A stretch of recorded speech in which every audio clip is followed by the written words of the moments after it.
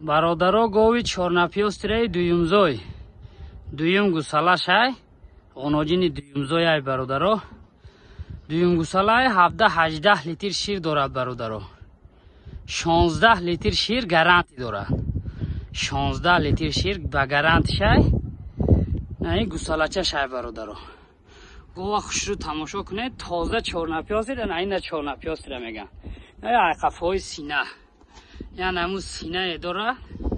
نه گاو جانه نه گوسالاشش رنگ خودش کنکریت می غناجینچه مادهچه زایدگه گوسالاشش 10 روزه ای قفای گوسالاش تماشا کنید نه قفای گوسالاش غناجینچه 10 روزه نه این چهارنپیاست را میگن قفای اوچش بالاش تا خواب کنی میشود این گاو جان میگن مسئله جوشیدنش هم ببینی اوزی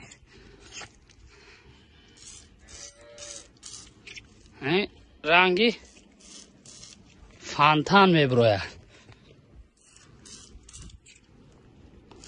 چهارچاچه آسان جوش داره مسئله اهلیش 100%. گاو خوش رو تماشا کنه گاو رنگ اسبه کی ده معقول باشه زنگ زنه انشالله معامله میکنه برادرها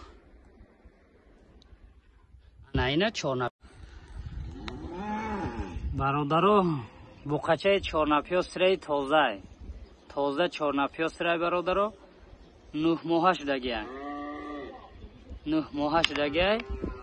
تازه چهارنپیاست برادرها کی ده معقول باشه زنگ زنه انشالله معامله میکنه نه بوقچه نه قفاش قفا پهنیش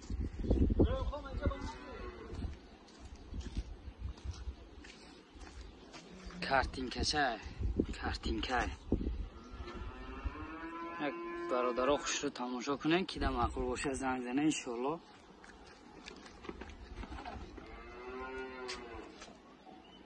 زوری زوره